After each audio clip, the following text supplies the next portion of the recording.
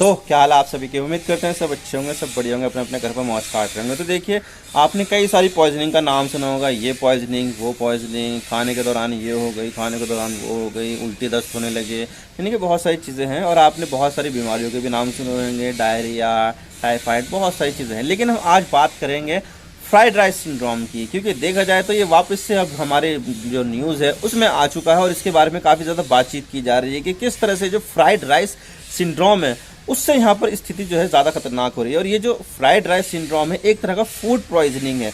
तो आज इसके बारे में पूरी डिटेल के साथ बात करते हैं कि फ्राइड राइस सिंड्रोम क्या है, और इससे रिलेटेड एक मौत भी हुई है जिसके बारे में मैं आपको आगे बताऊंगा। लेकिन उससे पहले अगर आप चैनल पर नए हो ना तो चैनल को सब्सक्राइब जरूर कर देना। वीडियो को चाहे लाइक करो या डिसलाइक करो, लेकिन चैनल को सब्सक्राइब जरूर कर देना। तो चलिए वीडियो का आगाज़ करते हैं। तो देखिए, फ्राइड राइस सिंड्रोम जो क्या है वो मैं आपको बता देता हूँ। तो देखिए, ये जो फ्राइड राइस सिंड्रोम है एक बैक्टीरिया है जिसका नाम है बैसिलस सीरियस। तो बैसिलस सीरियस की जो स्पेलिंग है वो ये है कि BACISSUS, बैसिलस। और सीरियस, ये सीरियस गंभीर वाला सीरियस नहीं है, बल्कि ये सीरियस एक बैक्टीरिया है, उसका नाम है SEREUS, सीरियस। तो ये है बैसिलस सीरियस, जो एक बैक्टीरिया होता है जो हमारे पूरे एनवायरनमेंट में पाया जाता है और हर जगह पाया जाता है, चाहे वो एशिया हो, अफ्रीका हो, यूरोप हो, अमेरिका हो, या कहीं पर भी ऑस्ट्रेलिया वगैरह हो, सब जगह पर ये बैक्टीरिया हमारे एनवायरनमेंट में पाया जाता है। तो ये तब ऐसा होता है जब हमारा जो खाना है, हम जो खाना खाते हैं वो यहाँ पर हम एक बार खा लिया, लेकिन उसके बाद हम 4-5 दिन के बाद उसको खा रहे हैं, तो उसके बाद क्या होता है कि जो बैसिलस सीरियस नाम का जो बैक्टीरिया होता है वो खाने को सड़ा देता है। ठीक इसी तरह से यहाँ पर मामला सामने आया था 2008 में, जब एक आदमी ने, बेल्जियम का एक स्टूडेंट था 20 साल का, तो उसने एक खाना खाया, फिर 5 दिन के बाद उसने दोबारा उस खाने को खा लिया बिना किसी चीज़ के जरिए, ना पकाया ना कुछ करा, बस ऐसे ही खा लिया। तो उसके बाद उसकी जो है मौत हो गई थी। तो ये चीज़ थी बैसिलस सीरियस के जरिए, और इसको बोला गया fried rice syndrome. Fried rice एक खाना होता है जिसको चावल पकाने के बाद उसमें चिकन वगैरह, अंडे वगैरह मिलाने के बाद उसको बनाया जाता है। वैसे ये नॉन वेज तो बनता है, लेकिन वेज भी बनता है जिसमें सब्जियां वगैरह डाली जाती है। तो ये एक तरह का खाना होता है, लेकिन इसका जो मतलब है वो फ्राइड राइस सिंड्रोम से बिल्कुल भी नहीं है। फ्राइड राइस, इसको एक भले से नाम दे दिया गया, लेकिन फ्राइड राइस खाने से इसका कुछ भी मतलब नहीं होता है। तो इस चीज़ से कंफ्यूज मत होना कि ये जो खाना है, ये जो बैक्टीरिया है, ये हमें फ्राइड राइस के जरिए मिल जाता है, बल्कि ये किसी भी खाने से हो सकता है। अगर आप उसको यहाँ पर खाओ ना, प्रॉपर ढंग से स्टोर ना करो और उसको गर्म वगैरह ना करो और 4-5 दिन बाद खा रहे हो, तो इस चीज़ से ये हो सकता है। और ऐसा नहीं है कि सिर्फ फ्राइड राइस में होगा, बल्कि आप यहाँ पर कोई सी सब्जी खा लो, आलू की, गोभी की, या चिकन वगैरह, या कुछ भी खाओ आप, अगर उसको आप 4-5 दिन बाद खाओगे तो ऐसा ही स्थिति पैदा हो जाएगी, और ये फूड पॉइजनिंग के अंडर आता है। और इसी चीज़ को यहाँ पर फ्राइड राइस सिंड्रोम कहा जाता है। ये फ्राइड राइस से बिल्कुल भी रिलेटेड नहीं है, लेकिन हाँ, फ्राइड राइस में भी ये हो सकता है क्योंकि वो भी एक तरह का फूड ही है और उसमें भी यहाँ पर पॉइजन बन सकता है। और ये जो फ्राइड राइस सिंड्रोम नाम निकल कर आया था वो तब निकल कर आया था जब यहाँ पर जो रेस्टोरेंट थे वो वाइट चावल जो बनाते थे और उसको यहाँ पर ढंग से स्टोर नहीं करते थे। तो यहाँ पर क्या हुआ कि उन चावलों को 4-5 दिन बाद खाया जा रहा है, उनको कस्टमर को सर्व किया जा रहा है, तो इस वजह से यहाँ पर स्थिति बिगड़ गई और बहुत सारे लोग यहाँ पर बीमार पड़ गए। तो ये चीज़ सबसे पहले चावल के जरिए निकल कर आई, और चावल वो फ्राइड राइस थे, तो इसी वजह से इसका नाम जो पड़ा वो फ्राइड राइस सिंड्रोम पड़ा। तो आप इस नाम से कन्फ्यूज मत हो जाना। और इसके बारे में मैं आपको बता देता हूँ कि ये जो फ्राइड राइस सिंड्रोम का जो बैक्टीरिया होता है, बैसिलस सीरियस नाम का बैक्टीरिया, वो यहाँ पर जो प्री कुक फूड आते हैं ना, जैसे कि पैकेट फूड आते हैं, इसको घर पर आप पैक करके खाते हो, गर्म करके खाते हो, तो उसमें ये बहुत अच्छे से यहाँ पर डेवलप हो जाता है। तो यहाँ पे जो रेडी टू ईट जो फूड होते हैं, जैसे कि बहुत सारे नूडल्स होते हैं, बहुत सारे जो ब्रांड्स हो गए हैं जो रेफ्रिजरेट करके उसको बेचते हैं कि यहाँ पर लेके चले जाओ घर पर और उसको खुद से पका के खा लेना। आजकल पराठे भी आ रहे हैं, चिकन भी आ रहे हैं, इस तरह से पके पकाए, और उसको बस गर्म करना है, उसको बस फिर खा लो। तो इसमें हम कोई ब्रांड की बात नहीं कर रहा हूँ, मैं यहाँ पर सिर्फ फूड की बात कर रहा हूँ कि जो पहले से बने बनाए आते हैं ना रेडी टू ईट फूड, उसमें यहाँ पर सबसे ज़्यादा तेज़ी के साथ ये फैलता है। और इसकी जो आइडियल टेम्परेचर की जो चीज़ होती है वो होती है 40 डिग्री फ़ारेनहाइट से लेकर 140 डिग्री फ़ारेनहाइट तक, यानी कि इतना अगर टेम्परेचर होगा तो ये बहुत अच्छे से यहाँ पर फूड में डेवलप कर जाएगा। तो ये चीज़ यहाँ पर सामने निकल कर आ रही है, बहुत सारे एक्सपर्ट का यही कहना है।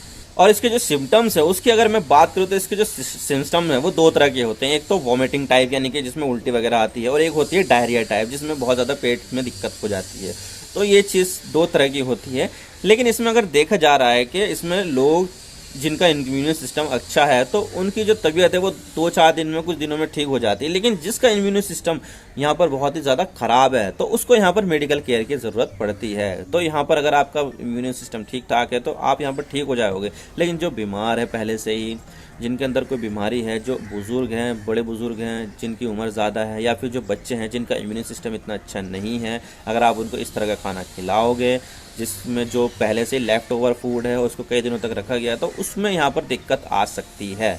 तो ये चीज़ है कि भाई इस तरह की जो सिम्टम्स हैं वो 2 तरह के होते हैं, एक तो वॉमिटिंग टाइप और दूसरा है डायरिया टाइप। इसमें बीमारी का जल्दी से पता नहीं चलता है, लेकिन अगर एक बार पता चल जाए तो इसमें जो मेडिकल केयर है वो देकर यहाँ पर उसको काफ़ी अच्छे तरीके से यहाँ पर कंट्रोल किया जा सकता है। और इसका ट्रीटमेंट के बारे में मैं आपको बता देता हूँ कि जो ट्रीटमेंट है उसमें इतना कोई ख़ास है नहीं, क्योंकि देखा जाए तो ये जो बैसिलस सीरियस नाम का बैक्टीरिया है वो, ये फूड पॉइजनिंग इसके जो ज़रिए होती है वो एकदम से खुद से ही चली जाती है। जैसे कि नज़ला ज़ुकाम होता है ना, जो खुद से ही आता है खुद से चले जाता है, ठीक इसी तरह से यहाँ पर जो ये चीज़ है वो भी खुद से ही की जाती है, लेकिन उसी शरीर में होती है जिसका जो इम्यून सिस्टम बहुत ही बेहतर है। लेकिन अगर किसी का इम्यून सिस्टम बेकार है, यहाँ पर ज़्यादा इसको इन्फेक्शन हो रही है, तो यहाँ पर उसको बहुत सारे फ्रूट दिए जा सकते हैं, जैसे कि ORS का घोल वगैरह है, ये है। लेकिन मैं आपको बता देता हूँ मैं कोई डॉक्टर नहीं हूँ। अगर आपके पास ऐसी कोई स्थिति आती है तो आपको बेहतर होगा कि आपके लिए बेहतर होगा कि आप यहाँ पर डॉक्टर से कंसल्ट करें। मेरी बातों पर बिल्कुल भी विश्वास ना करें। मैं सिर्फ यहाँ पर एक्सपर्ट्स की सलाह दे रहा हूँ। एक्सपर्ट जो बता रहे हैं, जो पब्लिक डोमेन में है, मैं उसको ही बता रहा हूँ। लेकिन अगर आपके पास ऐसी स्थिति होती है तो आपको सीधा यहाँ पर डॉक्टर से कंसल्ट करना चाहिए।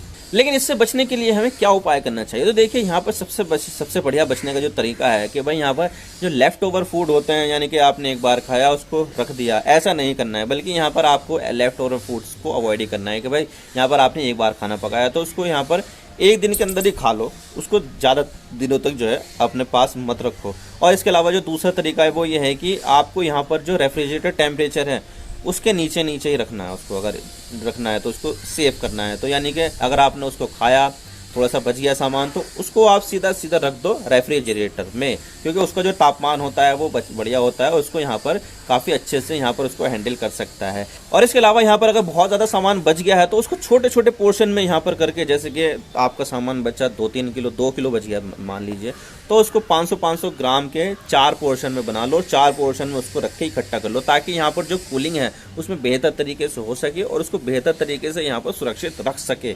तो ये चीज़ करनी है, यहाँ पर रेफ्रिजरेटर में उसको रख देना है। और रेफ्रिजरेटर चलाना है, ऐसा नहीं है कि यहाँ पर आप 2 घंटे चला रहे हैं और 5 घंटे के लिए बंद कर रहे हैं, नहीं, यहाँ पर उसको चलाना है प्रॉपर। और इसके अलावा आपको जो लेफ़्ट ओवर फूड है वो आपने 4 दिन से ज़्यादा हो गए उसको फ्रिज में रख रखे, तो उसको खाना ही मत, क्योंकि ये जो है ना आपके लिए बहुत ज़्यादा दिक्कत दे सकता है। इससे फ्राइड राइस सिंड्रोम हो सकती है। और इसके अलावा आप इस चीज़ को लेकर श्योर नहीं हो कि ये खाना चाहिए या नहीं खाना चाहिए, क्या मैं इससे बीमार पड़ जाऊँगा, क्या इससे ये हो जाएगा, क्या इससे वो हो जाएगा। अगर आप श्योर नहीं हो पूरी तरह से तो आप उसको खाओ ही मत, उसको फेंक दो तुरंत, चाहे वो कितना ही हो, चाहे कितनी ही महंगी चीज़ हो। तो इस चीज़ से बचा जा सकता है और ये कोई ज़्यादा बड़ी बीमारी नहीं है, बस इसका नाम फ्राइड राइस सिंड्रोम है। तो मैं इसको क्लियर करना चाहता था कि जो फ्राइड राइस सिंड्रोम है वो क्या चीज़ है। आई होप आपको सारी बातें समझ में आ गई होगी। अगर वीडियो थोड़ा सा भी पसंद आया तो लाइक कर देना, वरना डिसलाइक कर देना, लेकिन चैनल को सब्सक्राइब जरूर कर देना। आपके एक सब्सक्रिप्शन से हमें आगे कंटेंट बनाने की मोटिवेशन मिलती है। Thank you for watching. I really appreciate your precious time. God bless you all. Now signing off.